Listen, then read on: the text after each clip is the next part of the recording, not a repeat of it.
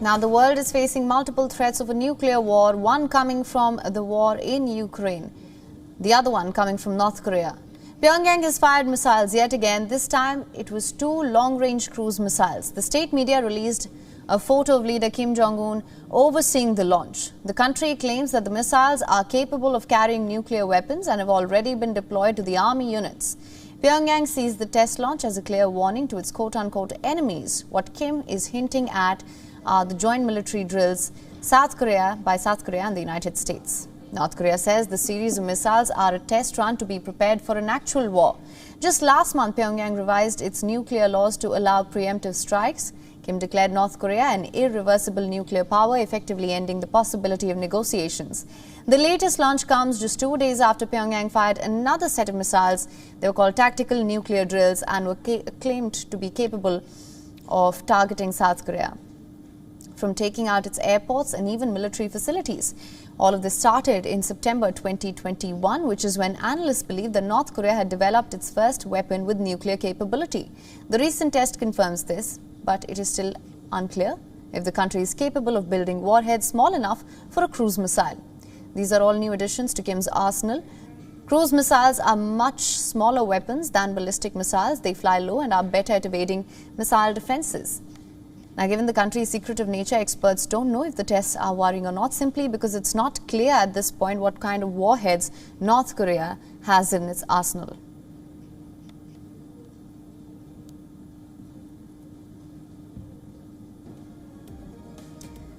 Now, for more on this, we're being joined by Mitch Shin from Seoul, who is an international affairs expert. Thank you so much for joining us on this broadcast. Thanks for having me. Now, my first question to you, with North Korea's latest move, how real do you think the threat of a nuclear war is at this point? It is not surprising to see provocative actions from North Korea in recent days, and we already know that North Korea has developed nuclear weapons that can be a direct threat to South Korea, Japan, and the U.S. bases in the region. We assume that North Korea already has about 30 to 60 nuclear weapons, and the number of its nuclear weapons will increase as time goes by. It is also developing long-range ballistic missiles to target the mainland of the United States.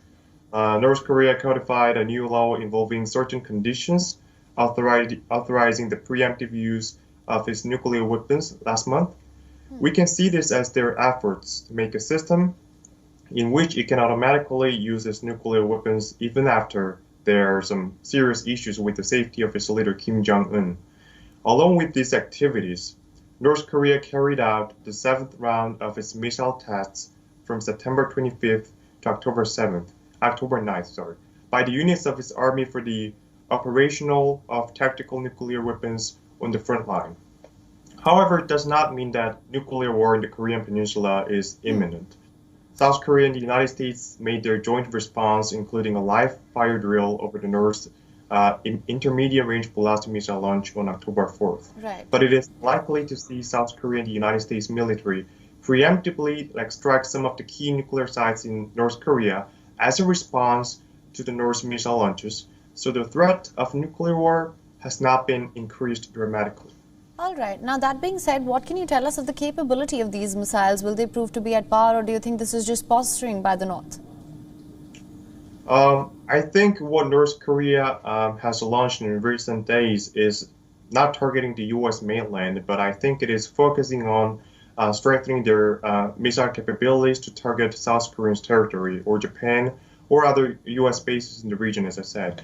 The capabilities of its tactical nuclear weapons will be somewhat North Korea want to show their nuclear capabilities first, in order not to drag the United States into the war or into the skirmish.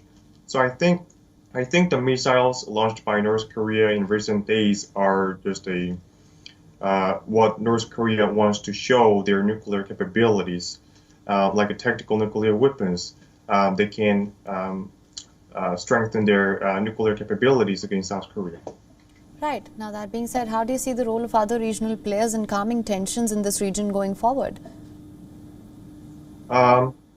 Considering the statement of the North Korean leader, sister Kim Yo-jong, who is the main voice on the inter-Korean relations in August, I think it is fair to say that Pyongyang has no interest in negotiating or dialoguing with South Korean President Yoon Suk-yeol.